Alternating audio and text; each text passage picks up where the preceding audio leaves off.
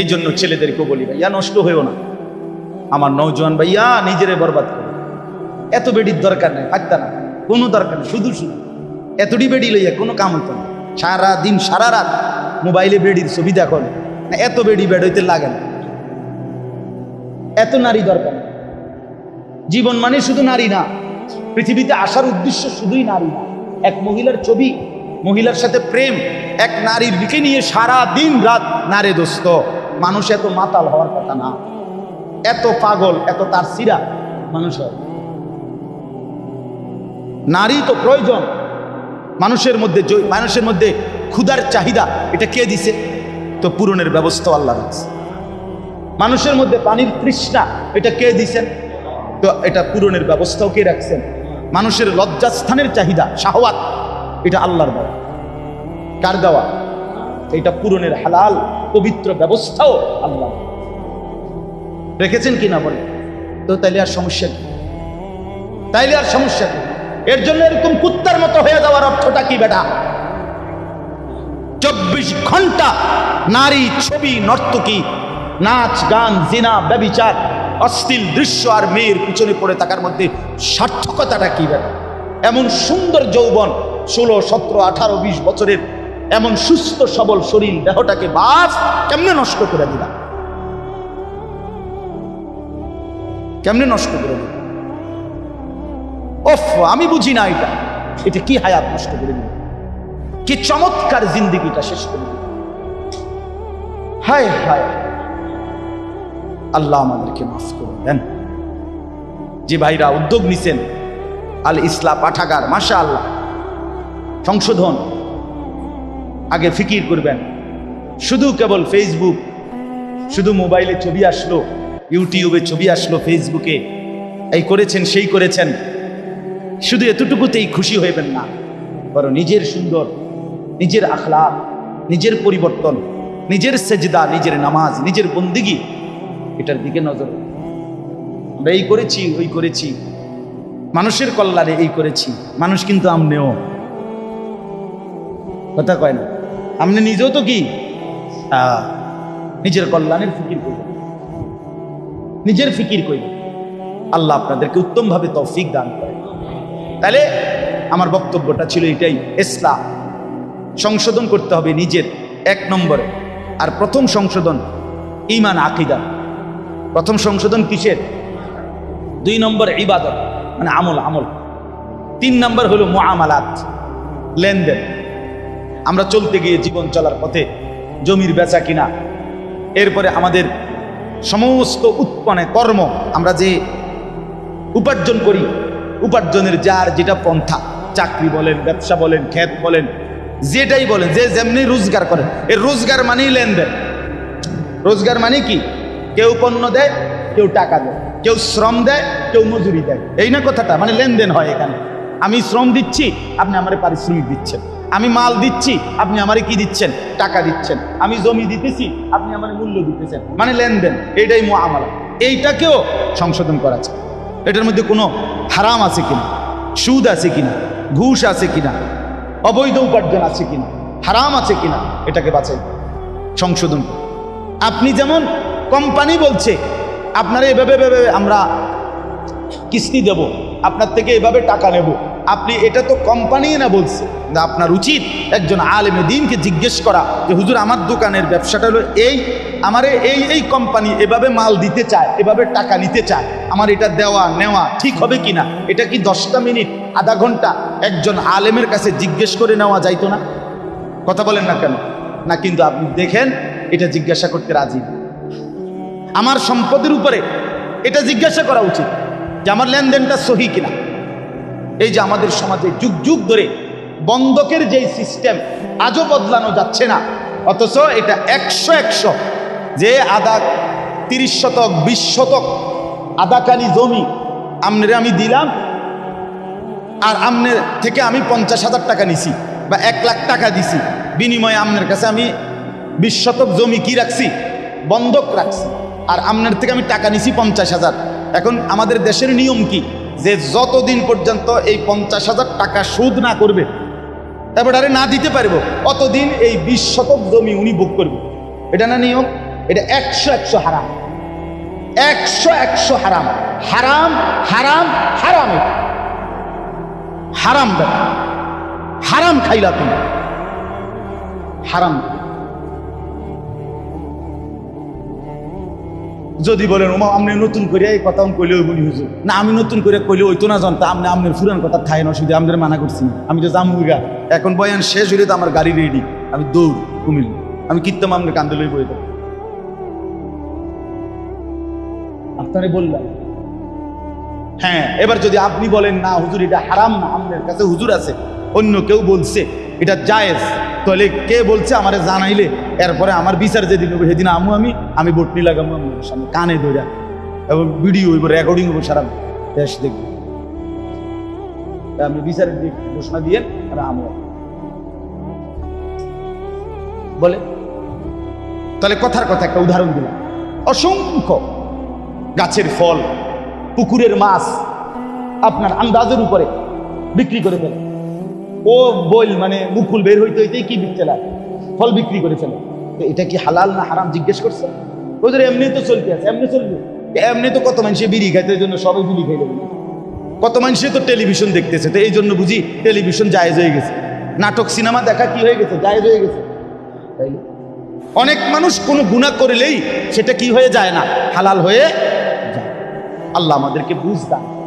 আপনি যদি বলেন বন্ধকের এই সিস্টেম সঠিক বানানোর কোনো সিস্টেম না, মানে এই লোক কি করবো যে 20 শতক জমি ওনার কাছে যে আমি বন্ধক রাখলাম, তো এটা কি করবো উনি, তো এটা আপনি কি করবে, এটার একটা বুদ্ধি আছে, এটা আমি বলতাম না, আমি আপনার দরকার হলে আপনি হুজুরের জিজ্ঞাসা, আমি অন কইতাম কেন না, কি লেখা বলবো না, জানার দরকার নেই, যার দরকার সেই জিজ্ঞাসা, কষ্ট আলেমদেরকে জিজ্ঞাসা করলেই ওনারা হালাল তরিকা কি, বৈধ পন্থাটা কি সেটা বলে।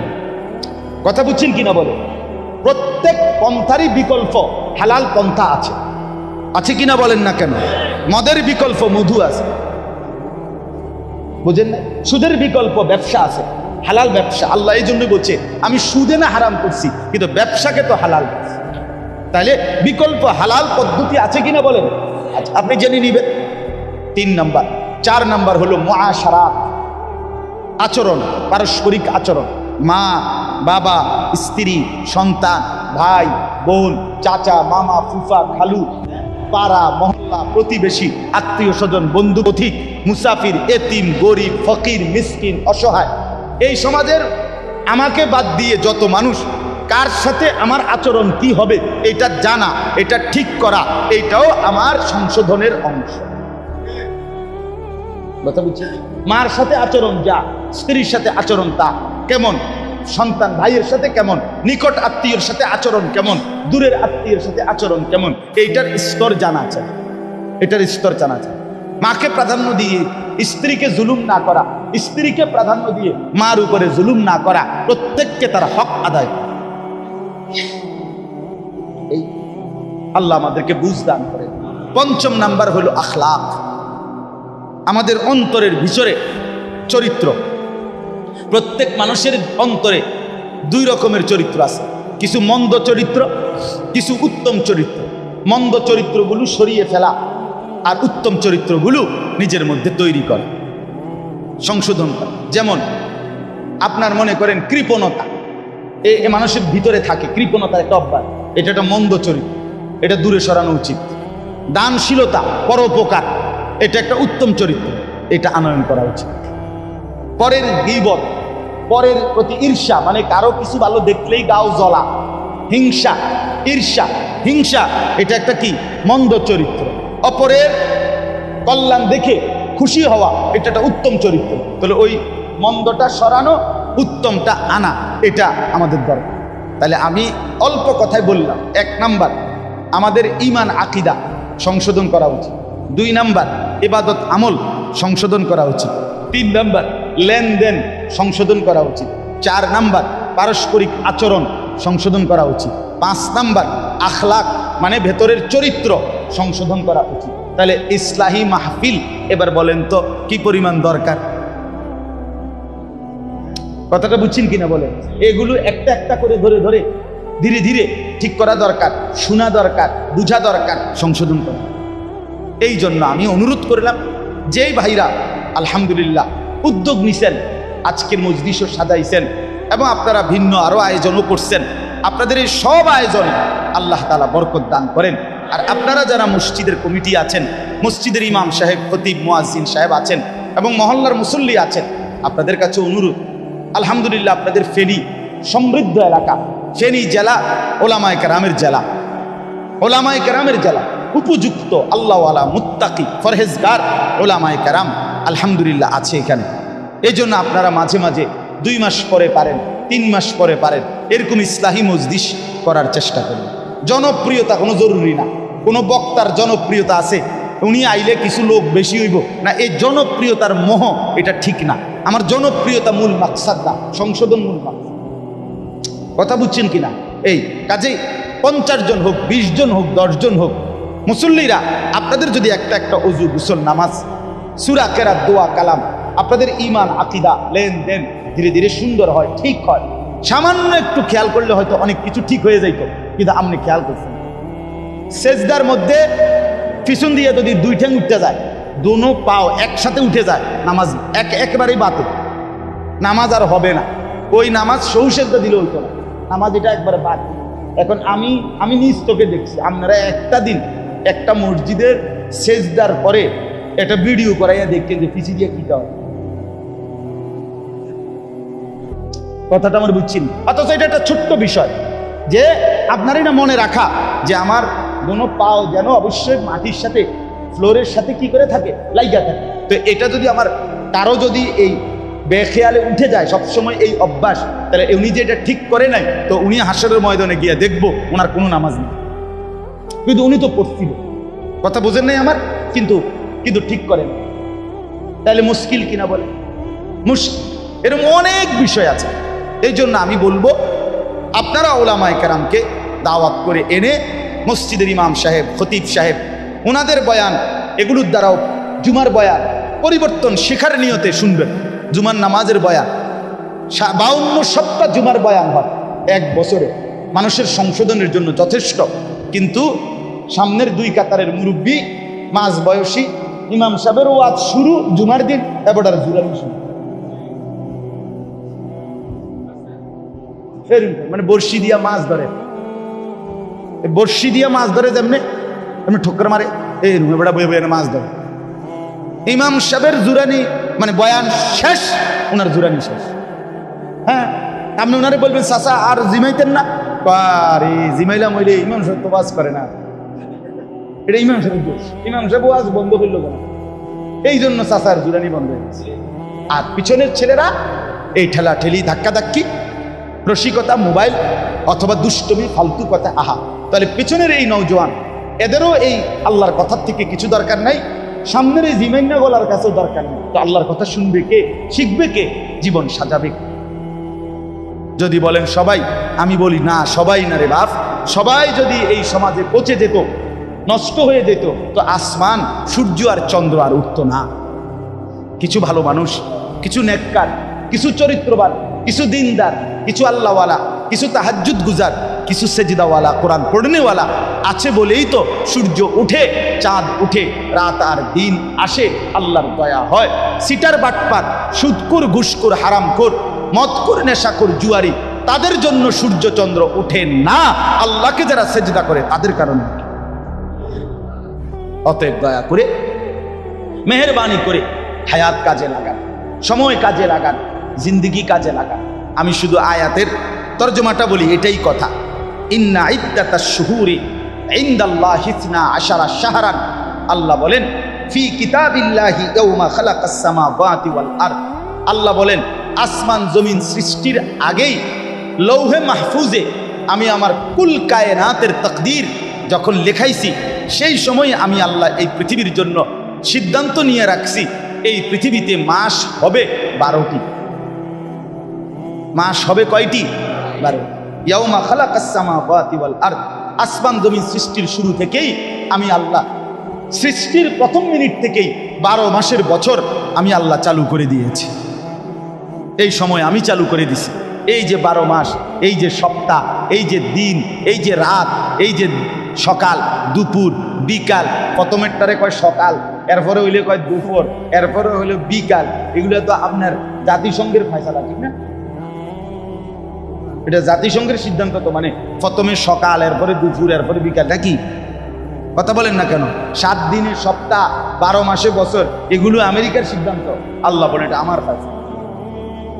সময়ে এই প্রতিটা সময়, ঘন্টা, মিনিট, সেকেন্ড, মাস, বছর, সপ্তাহ, দিন, মুহূর্ত, এক বিন্দু, আল্লাহ বলেন এটা আমার সিদ্ধান্ত, আমার সিদ্ধান্ত। মিনহা আরবাতুন হুরুম, আল্লাহ বলেন এই 12টি মাসের মধ্যে 4টি মাস সম্মানিত, সবচেয়ে বেশি। এই 4টি সম্মানিত মাসের মধ্যে একটা হলো এই মুহররম, জিলকদ, জিলহজ, মুহররম, রজব। এর মধ্যে এখন যে মাস, আগামীকাল 10ই মুহররম। আল্লাহর সৃষ্টির মধ্যে যে কয়টা সম্মানিত দিন, তার মধ্যে অন্যতম একটি দামি, সম্মানিত, পবিত্র একটি দিন আগামী 10ই মুহররম, আশুরা যেটাকে বলে। রাসূলুল্লাহ সাল্লাল্লাহু আলাইহি সাল্লাম বলেন এই আশুরার দিন যে ব্যক্তি রোজা রাখবে, আল্লাহর নবী বলেন আমি আশা করি আমার আল্লাহ তার পিছনের 1 বছরের গুনাহ মাফ করবেন। এই জন্য নবী সাল্লাল্লাহু আলাইহি সাল্লামের আমল ছিল বাপ।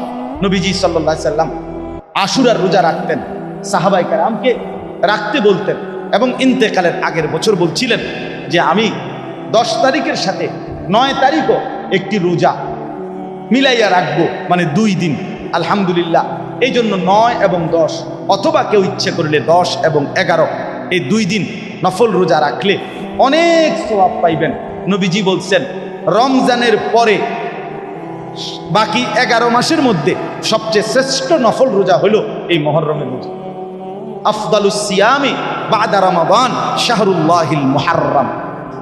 আলহামদুলিল্লাহ, আমরাও চেষ্টা করছি। আমি রোজা ছিলাম, ইফতার করছি দেখেই একটু দেরি যায়, নাই তো আমি জাস্ট টাইমে আসতে পারতাম। তো এই জন্য আপনাদের কাছে অনুরোধ করলাম, যারা আজকে রাখছেন কালকে আরেকটা রাখবেন ইনশাআল্লাহ। যারা পারেন নাই, যারা চেষ্টা করেন কালকে বুধবার, তারপরের দিন বৃহস্পতিবার, এই 2 দিনের 2টা রোজা রাখতে অনেক বড় সওয়াব পাবেন। স্ত্রী, সন্তান, ঘর পরিবারের মা বোনদের কাছেও বলবেন। সর্বশেষ কথা হলো যালিকা দ্বীনুল কাইয়্যিম, আল্লাহ বলেন এই মাস, বছর, ঘন্টা, মিনিট, সেকেন্ড এবং সম্মানিত 4টি মাস, এই সব কিছুই আমি আল্লাহর অকাট্য বিধান। অতএব তুমি রাতকে ডবল একসাথে আনতে পারতা না, দিন ডবল একসাথে আনতে পারতা না, তুমি কোনো ঘন্টা আটকাইতে পারতা না, তুমি কোনো মিনিট থামাইতে পারতা। পারবেন? আল্লাহ চাইলে পারবেন, আর কেউ পারবে। আল্লাহ কোরআনে বলছে আমি যদি রাত টেনে লম্বা করে কিয়ামত পর্যন্ত রাত বানিয়ে রাখি, কুল আরাআইতুম ইন জাআলাল্লাহু আলাইকুমুল লাইলা সারমাদান ইলা ইয়াউমিল কিয়ামা মান ইলাহুন গায়রুল্লাহ ইয়াতিকুম বিদিয়াইন, কে আছে আমি আল্লাহ ছাড়া আগামী কালকের ভোর এনে দিন? বলেন তো, আছে কি কেউ? আছে কেউ? বলেন বাপ। অতএব আল্লাহ বলছেন এটা আমার অকাট্য বিধান। রাত্র আমি আনি, দিন আমি আনি, বছর আমি আনি, মাস আমার বাপ। এই শেষ কথাটা শুনেন, আল্লাহ কোরআনে বড় আমাদেরকে আদেশ করছেন, ফালা তাজলিমু ফীহিন্না আনফুসাকুম। অতএব আমার বান্দা, যেহেতু তুমি বুঝেছ যে মাস, বছর, সম্মানিত মাস অথবা ঘন্টা, মিনিট, সেকেন্ড, সময় সবটাই আমি আল্লাহর, অতএব আমার সময়ে, আমার দেওয়া সময়ে, আমার দেওয়া হায়াতে তুমি নিজের উপরে গুনাহ করে জুলুম করো না। আমার সময় এভাবে নষ্ট করো না। এই জন্য যুবক ভাই, এই ঘন্টাগুলো, মিনিটগুলো, এই সপ্তাহ, শনিবার, রবিবার, সোমবার, মঙ্গলবার, দোস্ত আমার, বন্ধু আমার, এর একটাও আমারও না, তোমারও না, তোমার বাপেরও না, আল্লাহ। খোদার কসম আল্লাহ বলছেন, বান্দা নিজের উপরে আমার দেওয়া এই সময়গুলোতে গুনার নাফরমানি করে জুলুম করো না। আমি বান্দা ছাড়বো না, 1 সেকেন্ড আমি হিসাব না নিয়ে ছাড়বো। 1 সেকেন্ড, একটা পলক, একটা মুহূর্ত আল্লাহর কাছে হিসাব দিতে। আমার বাবা আপনাদেরকে বললাম, আমাকেও বললাম, আপনাদেরকে একটা মিনিট এই খামখেয়ালির হিসাব দিতে, এই খামখেয়ালির হিসাব দিতে হবে। 1 জাররা, 1 সেকেন্ড আল্লাহ বলছেন আমি হিসাব, লাকাদ আহসাহুম, আমি তোমাদেরকে বেষ্টন করে আছি, ওয়া আদ্দাহুম আদ্দা, আল্লাহ বলেন আমি তোমাদের জিন্দেগি গুনে গুনে রাখছি, গুনে গুনে। আহসাহুল্লাহ, আল্লাহ বলেন আমি গুনে রেখেছি। ওয়া নাসুহু, তুমি ভুলে গেছো, তুমি মনে নাই বান্দা, আমার মনে আছে। আমি সেকেন্ড সেকেন্ড ফিরাই দেব। ইয়াউমা তুবলাস সারায়ের। রে ভাইয়া শুনেন, আল্লাহ বলছে তোমার অন্তরের ভিতরে যা যা জল্পনা কল্পনা, কথা, পরিকল্পনা, ইচ্ছা, আকাঙ্ক্ষা, শাহওয়াত, কামনা, বাসনা, অন্তরে যেগুলো ঘুরপাক খাইতো কিয়ামতের দিন, সেগুলো আমি তোমার সামনে খুলে দেখাবো। হুসিলা মা ফিস সুদূর, অন্তরের গুলো দেখো, এক সুতা আড়াল হবে। এই জন্য দয়া করেন, রহম করেন। আমিও আপনি কষ্ট করে বসছেন, গরমের মধ্যেই বসছেন। যুবক ভাই যে কয়জন বসছেন ভাইয়া, চেহারা সুরত দেখে অনেকেরই মনে হচ্ছে নামাজ পড়েন ভাই। আমি বুঝি ভাইয়া, আমারে যদি এখন কোন খার করাইতাম বেনামাজি, আমি দাঁড় করাইতাম। বেনামাজি অসভ্য, এর চিনা যায়। এটা যে অসভ্য, নির্লজ্জ, বেহায়া, বেশরম, এটা যে আল্লাহর দুশ্মন, এটা যে মানবতার দুশ্মন, এটা যে কায়নাতের মাখলুকাতের দুশ্মন, এটা চিনা যায়। আমি দাঁড় করাই, আমার দায়িত্ব দেন একজন, আমি দাঁড় করাবো ইনশাআল্লাহ। 50 জন দাঁড় করালে আশা করি 48 জন ভুল হইত না। হ্যাঁ, চেহারা সুরত দেখলেই বোঝা যায় বেনামাজির চেহারায় কোনো দয়া মায়া থাকে না, বেনামাজির চেহারায় কোনো সৌন্দর্য নূর থাকে না। এই জন্য আমি রহম করেন নিজের উপরে, আল্লাহর ওয়াস্তে। আর যদি কোনোদিন বলতে নাও পারলাম তো আজই বলুন, নিজের কদর করে। রাসূলুল্লাহ সাল্লাল্লাহু আলাইহি সাল্লামের আখিরি ওসিয়ত ছিল নামাজ। নবীজি হযরত আয়েশাকে বলছে, আয়েশা আমি চলে যাচ্ছি, মালাকুল মউত আমার সামনে দাঁড়িয়ে, জিবরাইল আমার সামনে দাঁড়িয়ে, আয়েশা আমি আমার মালিকের কাছে যাচ্ছি। যাওয়ার আগে বললাম আমার উম্মতকে বইল শেষবারের মতো আসসালাত আসসালাত, আমার উম্মত যেন নামাজ ঠিক রাখে। হযরত ওমর রাদিয়াল্লাহু তাআলা আনহুকে ফজরের নামাজের সময় ইমামতি অবস্থায় প্রথম রাকাতে এক কাফের ছদ্মবেশী ছুরি দিয়ে ঘাই দিছিল 7-8টা। হযরত ওমর ইমামতি করতেছিলেন, তখন উনি সরে গিয়ে রক্তে উনার এই কোমরের পাশে ভাইসা গেছে। উনি হযরত আব্দুর রহমান ইবনে আউফকে ইমামের জায়গায় দাঁড় করাইয়া বলছিলেন, আব্দুর রহমান আগে নামাজ শেষ করো, এরপর আমারে ধরো। কাঁটা মুরগির মতো ওমর পাশে তরফাইছে, কিন্তু সাহাবায়ে কেরাম আগে ফজরের নামাজ আদায় করছে। হযরতে খুবাইব, ওই যে হজ উমরায় গেছেন, কেউ এখানে আসেননি? হজ উমরায় গেছেন না এরকম নাই কেউ? মাশাআল্লাহ। ওই আয়েশা মসজিদ আছে একটা, যেখান থেকে এহরাম বাঁধে। আবার এই আয়েশা মসজিদের কাছে একজন সাহাবীকে ফাঁসি দিছিল মক্কার কাফের, খুবাইব রাদিয়াল্লাহু তাআলা। এই যে আপনার ছেলের নাম, আমাদের তাজুবাইয়ের ছেলের নাম খুবাইব। হযরত খুবাইবকে এই ফাঁসিতে যখন ওনাকে ঝুলায় বাঁধে খেজুর গাছের সাথে বাইদা, বর্ষা দিয়া মক্কার কুরাইশ ছেলেরা সারা শরীর এরকম ঘাই দিয়া দিয়া চালনির মতো ছিদ্র বানায় ফেলছে, রক্ত পড়তেছিল। এই সময় ওনারে ফাঁসির রশি টানবার আগে শেষ ওনারে জিজ্ঞেস করছিল, খুবাইব তোমার আখিরি তামান্না কি, শেষ আশা কি? কিতাবে আছে, আরবি কিতাবে, বুখারীর রিওয়ায়াতের মধ্যে আছে। উনি বলছিলেন আমার শেষ তামান্না 2 রাকাত নামাজ। খুলে দিছে ওনারে, তো 2 রাকাত নামাজ পড়ে সালাম ফিরাইয়া হযরতে খুবাইব আল্লাহর কাছে 2 হাত তুলে বলছে, ফালাস্তু বালি হিনা উক্তালু মুসলিমান, মাওলা আজ আমার কোনো পরোয়া নাই, আমি আপনার আনুগত্য করে মরছি, অতএব আমার আর কোনো চিন্তা, গোলামির সেজদা দিলাম, আর কোনো টেনশন নেই, এবার ওরা যা ইচ্ছা করে। বন্ধু আমার, বাপ আমার, চলেন আমরা সবাই মিলে চেষ্টা করি, কষ্ট করি, আমরা নামাজ পড়বো ইনশাআল্লাহ। আল্লাহকে ডাকি ভাইয়া, দুনিয়া বড় বেশি পেরেশানিওয়ালা দুনিয়া হয়ে গেছে। সারা পৃথিবী বাস্তবতা হলো, ইনসাফের কথা হলো, সারা পৃথিবী ধাক্কাধাক্কি করতেছে, সারা বিশ্ব সব দেশ এইতে হিতের লগে ঠেলাঠেলি, ধাক্কাধাক্কি, অস্ত্রের ঝনঝনানি, সবাই একজন আরেকজনকে হুমকি দিতেছে, সবাই মানে লাইগা গেল বলে। আপনি খেয়াল করে দেখি, খবর নেন, সারা পৃথিবীতে কিন্তু মুখোমুখি অবস্থা, মুখোমুখি। এই জন্য নওজোয়ান ভাইয়া কল্পনা করতে হবে, আজীবন ফিলিস্তিন আর গাজা, ওই মুসলমান আজীবন নির্যাতিত হবে, আর তুমি কোনোদিন নির্যাতিত হবা না। কেমনে বুঝলা?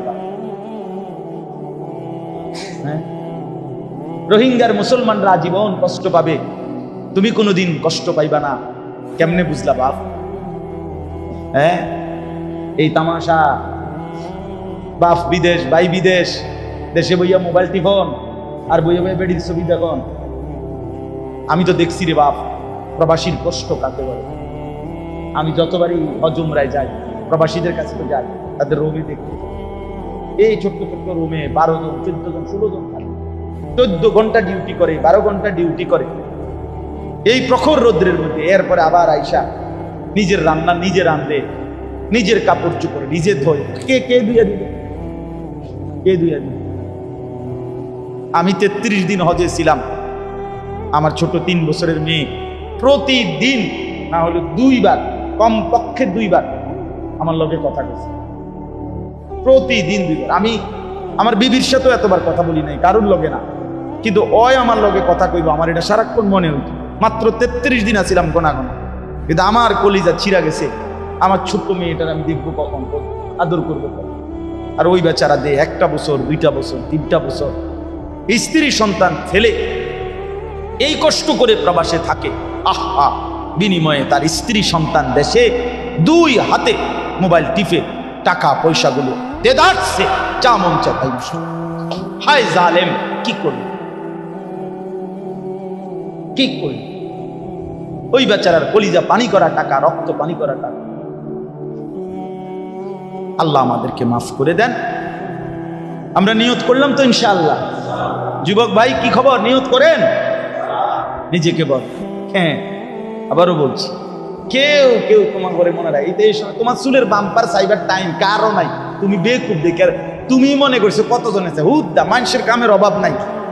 মানুষ বুঝিয়ে বইয়ে বইয়ে তোমার চুলের একবার এদিকে ফিরাও, একবার এদিকে ফিরাও। কার হাতে টাইম আছে? যে হতনের টাইম নেই মানুষের।